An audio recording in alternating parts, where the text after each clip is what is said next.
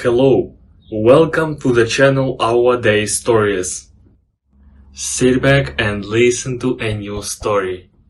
But don't forget to subscribe and like it.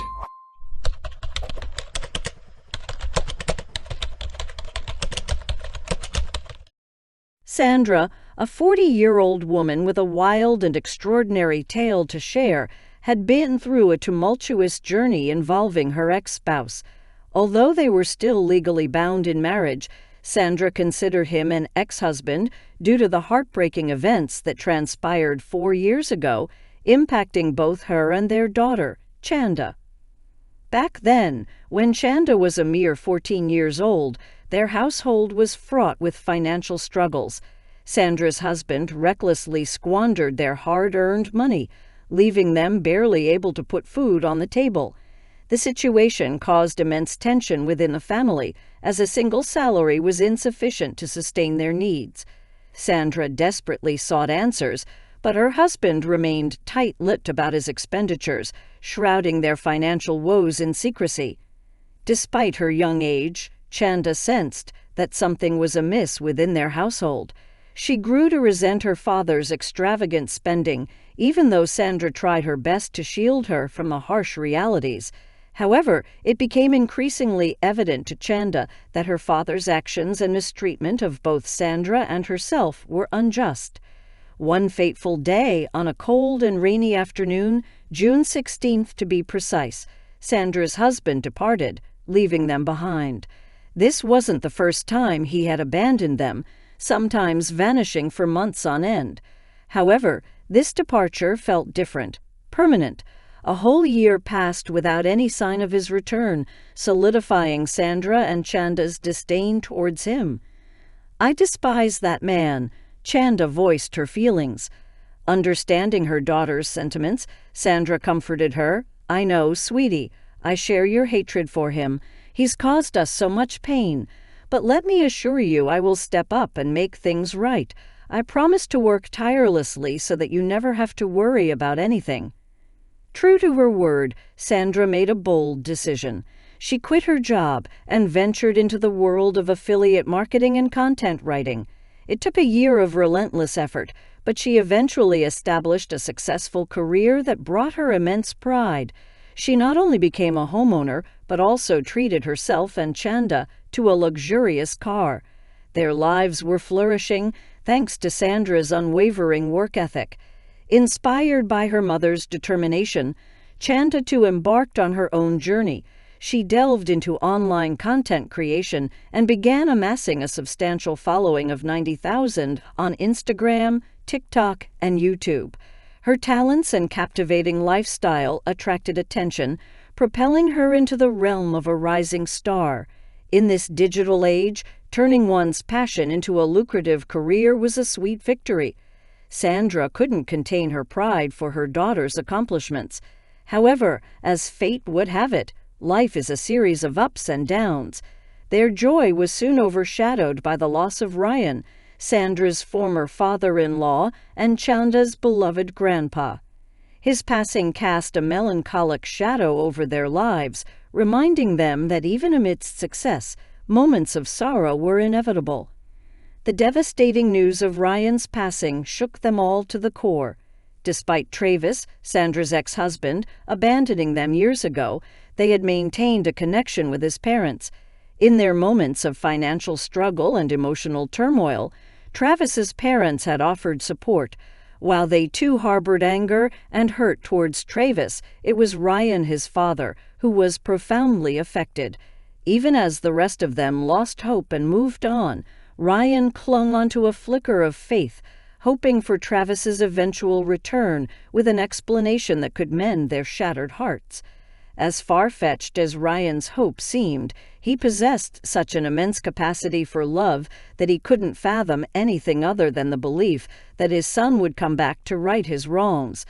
Unfortunately, Ryan's yearning for a reunion would forever remain unanswered, for he passed away, having lived a long and fulfilling life. However, it's likely that the absence of any communication from his son played a role in Ryan's declining health.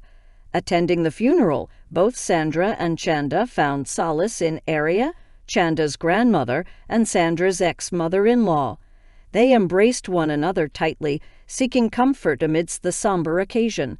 The atmosphere was heavy with grief, but what occurred next was beyond comprehension, something so surreal that it seemed like a figment of imagination. In the midst of the cemetery's solemn ambience, surrounded by pale and sorrowful faces, Sandra's eyes caught sight of a figure that seemed like a ghost. It was absurd, given that the man she thought she had seen had been dead to her for 4 years, her husband. Confusion washed over her as she struggled to discern reality from illusion. Yet it wasn't a specter, it was indeed Travis. However, his appearance was ghostly, his physique gaunt and drained. It seemed as though life had been sucked out of him, perhaps the weight of his father's demise taking its toll. He approached the funeral, causing a wave of shock and disbelief. Chanda's emotions erupted, unleashing a torrent of screams and accusations towards her father for his abandonment. Arya, Travis's mother, sobbed uncontrollably, lost in the despair of questioning where everything had gone wrong. Sandra, on the other hand, stood frozen, unable to move. She was overwhelmed by a flood of emotions, feeling a mix of anger, pain, and an indescribable yearning for closure. "You're not welcome here," Sandra finally spoke, her voice laced with bitterness. "You don't get to show up randomly like this. It's best for you to leave, just as easily as you left 4 years ago. I hate you and I don't want to see you here." Overwhelmed with grief, Sandra continued, "Oh my goodness, Travis, how could you have abandoned us all those years ago? Your father died with a broken heart, you know."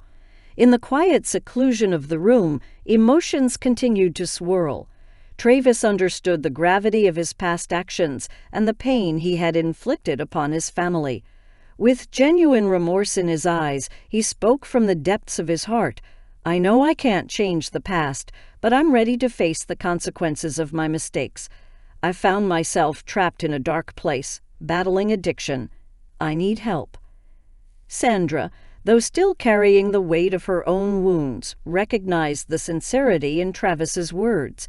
Love, albeit wounded, stirred within her, alongside a glimmer of hope for redemption.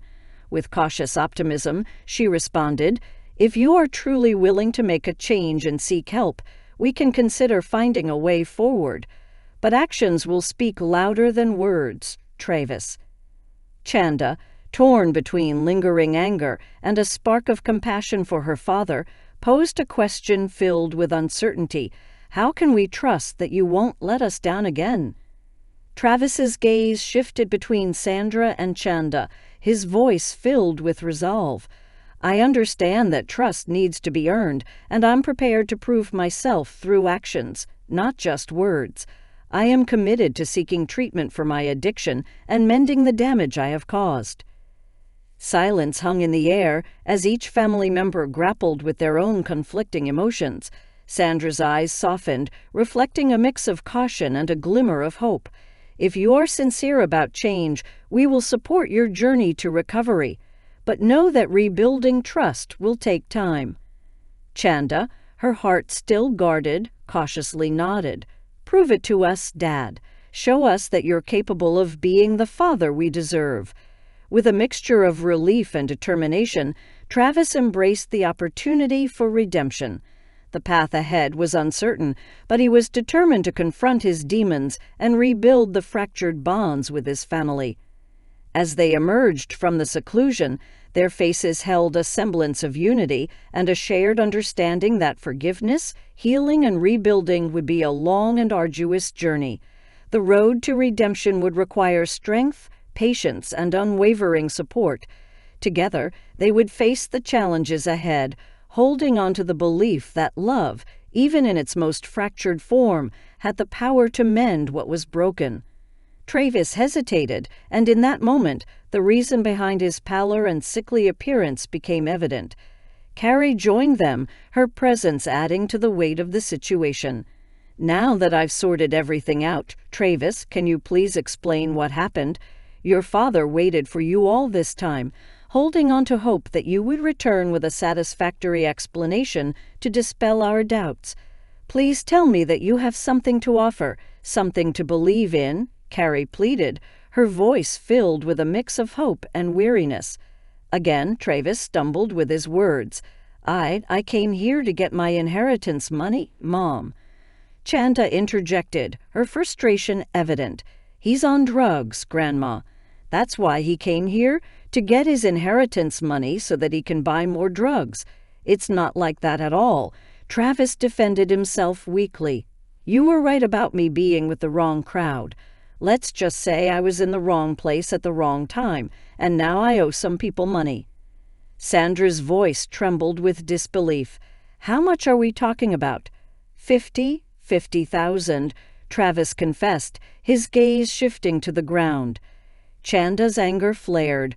Travis, what did you do? While Mom and I were struggling to keep warm and feed ourselves, you were messing around with shady people. Sandra's disappointment and frustration were palpable. Wow, that's just great. So you need to tell me that while we were trying to rebuild our lives, you were digging yourself deeper into trouble. Well, we won't help you with that. You made your bed, and now you have to lie in it. Sandra's words hung in the air, the weight of their broken trust and shattered dreams resonating in the silence. Carrie, torn between her role as a mother and her disappointment in Travis's actions, spoke softly, her voice filled with a mix of concern and resignation. Sweetie, I know you're upset, but please, let's try to find a way forward. Chanda, her pain still raw, couldn't fathom defending her father. Are you trying to defend him right now? He left us, Mom. Sandra's voice softened, a hint of empathy emerging. I know, Chanda. He didn't just leave you. He left me too. He left your grandmother, and he left Grandpa too. He broke all of our hearts, and we don't ever have to forgive him for that. But maybe he's learned his lesson. Look at him. It's so crazy how I once defended him so fervently when, in the end, it was because of me that he eventually did what he did. After the funeral, Travis found temporary lodging in a motel, while Carrie and Sandra, primarily Carrie, visited him to offer support. Chanda vehemently refused to see his face again. Their focus shifted toward finalizing Travis's inheritance so that he could move forward independently. Chanda and Sandra decided to distance themselves from him, while Carrie, being his mother, desired to mend their fractured relationship. As weeks passed, the family lawyers diligently worked on authenticating Ryan's will and determining the value of the inheritance. Carrie brought Travis to the house, hoping to foster a civil environment among them, despite the bitterness and animosity that lingered. Healing would take time, and while some family members actively participated in the process, Kim mostly chose to stay away, finding solace in silent contemplation. Finally, the lawyers informed them of the inheritance distribution. As fate would have it, Travis was entitled to receive $50,000. Kim was infuriated, finding it unjust that the person who had robbed her of happiness for so many years would suddenly be rewarded. While understanding Kim's frustrations, Sandra knew that it wasn't within their control to determine whether Travis should receive the money or not. She sympathized with her daughter, still seeing her as her baby, but the decision rested with the legal proceedings. Carrie and Sandra appeared nonchalant about the findings, eager to move on from the process and return to their lives. However, as Travis assimilated into this new reality, his demeanor shifted. Once shy, timid, and remorseful, he began displaying signs of arrogance and cockiness, particularly upon learning he would receive the exact amount he came for. Sandra noticed the change but chose to attribute it to his drug use. Witnessing a once respectable man deteriorate in such a manner left Sandra deeply saddened. She couldn't comprehend how someone could fall so far from grace.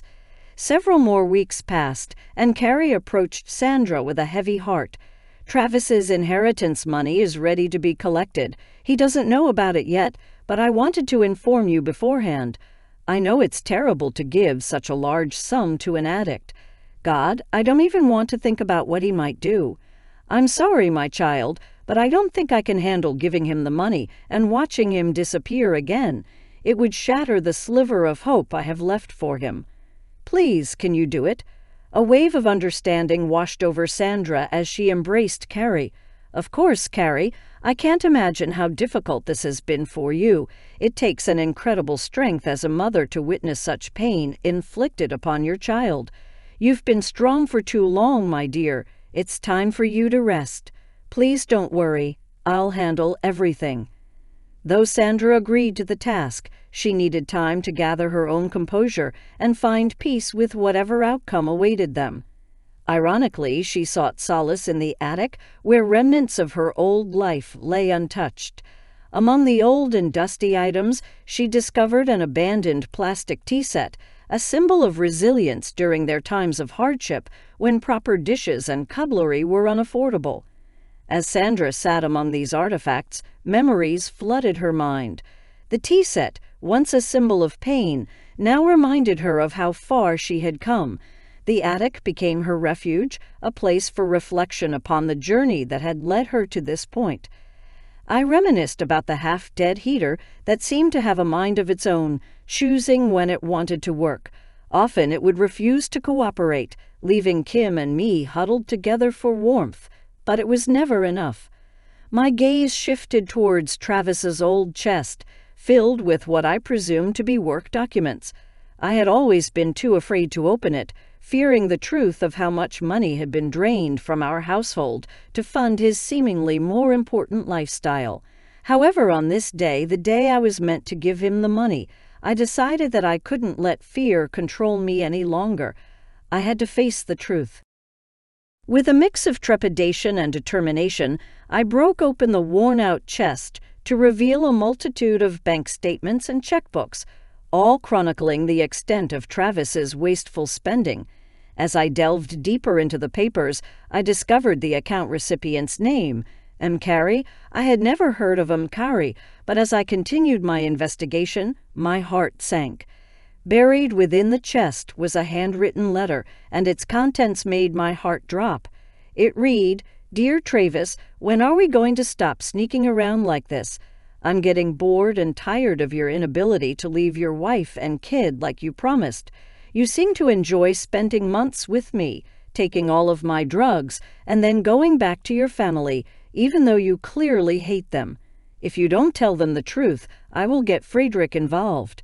You already owe him a significant amount of money from the drugs you do together for free, and this is how you want to treat me. I'm giving you 24 hours to get this done, otherwise you'll be in big trouble. Maybe I'll expose our affair to your wife, along with all the expensive bags and shoes you buy me. Or maybe I'll tell Frederick to send his goons after you. Maybe I'll do both. Who knows? All of this can be avoided if you just do what we agreed upon. Remember 24 hours, or your entire life is going to come crashing down. Tick, tick, babe. Show and carry."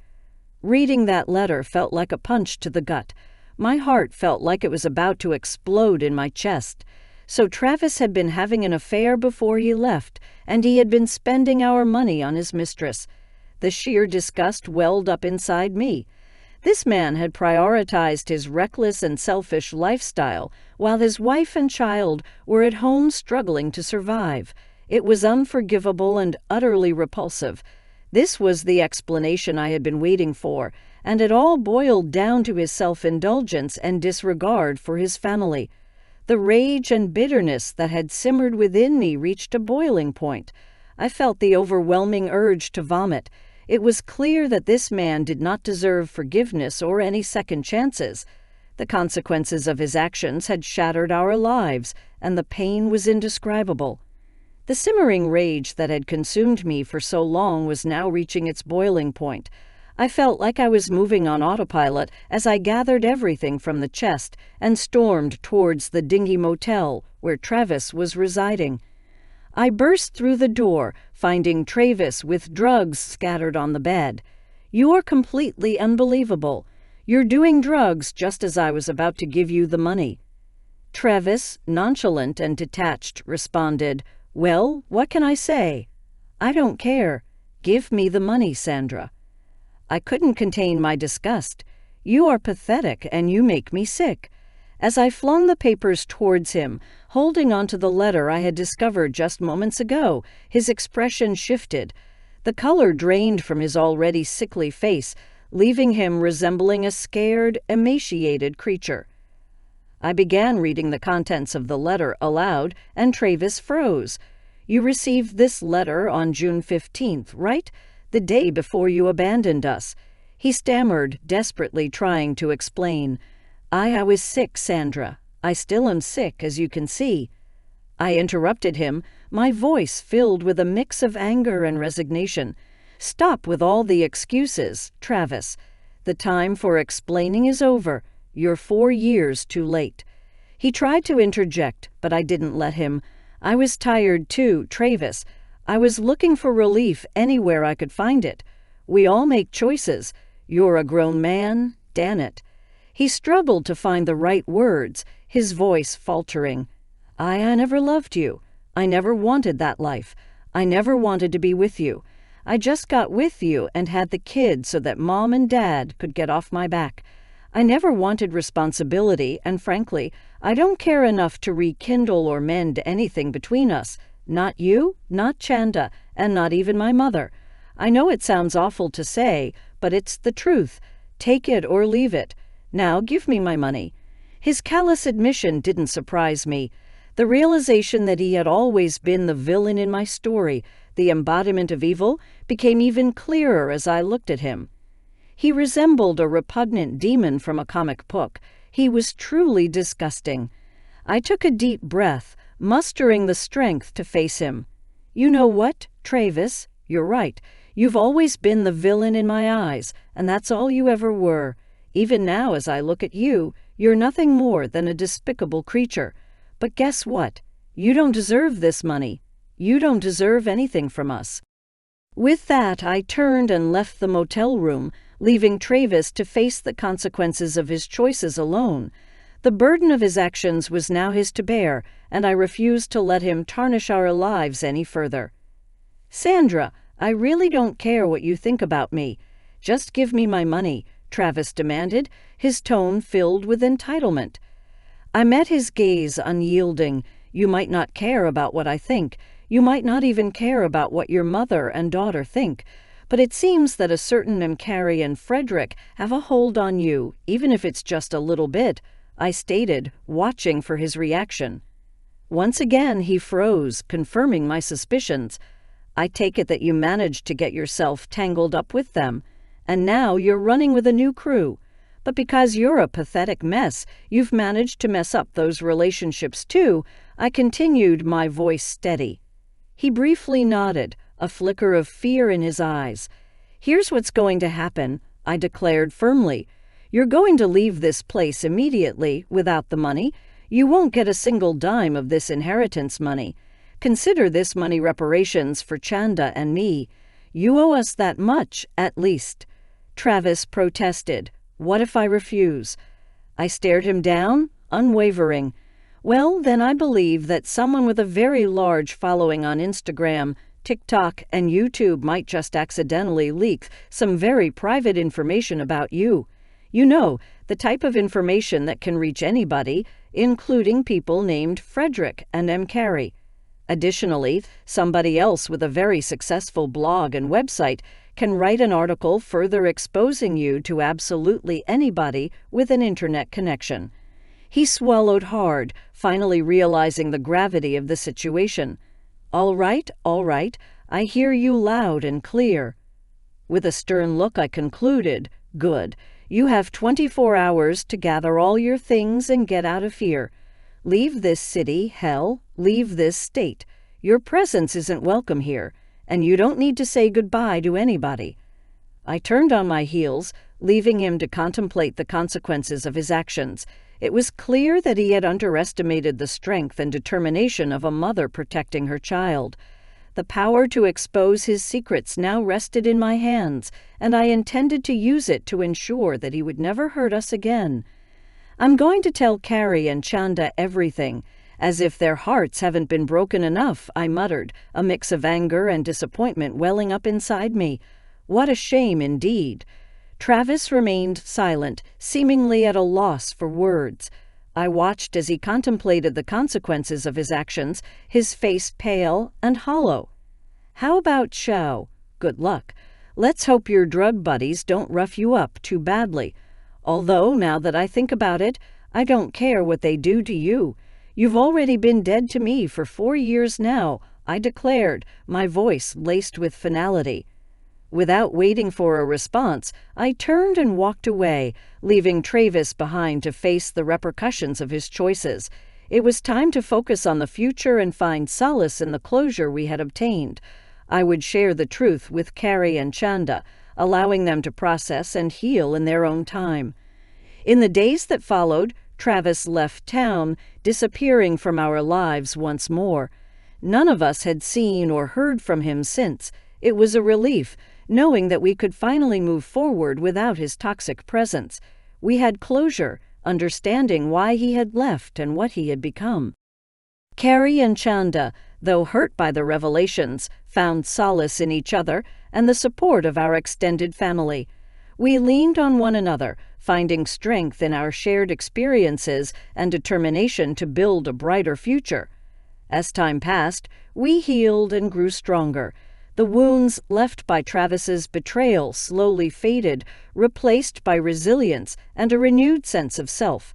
We vowed to protect and cherish the love and stability we had created for ourselves. And so we embarked on a new chapter, leaving the shadows of the past behind. The lessons we had learned would guide us, reminding us to never compromise our self-worth and to cherish the bonds that truly mattered. We were survivors, stronger and united in our journey toward healing and happiness. The moral of this story is that actions have consequences. Travis, the protagonist of the story, chose a path of selfishness and indifference towards his family, which led to the destruction of their relationships, pain, and disappointment. On the other hand, Sandra and Chanda showed the strength of family bonds and the determination to protect their independence and happiness. The moral is that love, trust, and responsibility should be the foundation of family relationships, while selfishness and betrayal not only destroy families, but also leave long-lasting wounds. This story captivates with its intrigue and emotional tension. It illustrates how different choices in life can impact the fate of a family and individual well-being. I admire Sandra and Chanda's strength and determination to rise above the difficulties and build a better life for themselves. The story also highlights the importance of honesty, openness, and communication within a family, as well as the need to take responsibility for one's actions.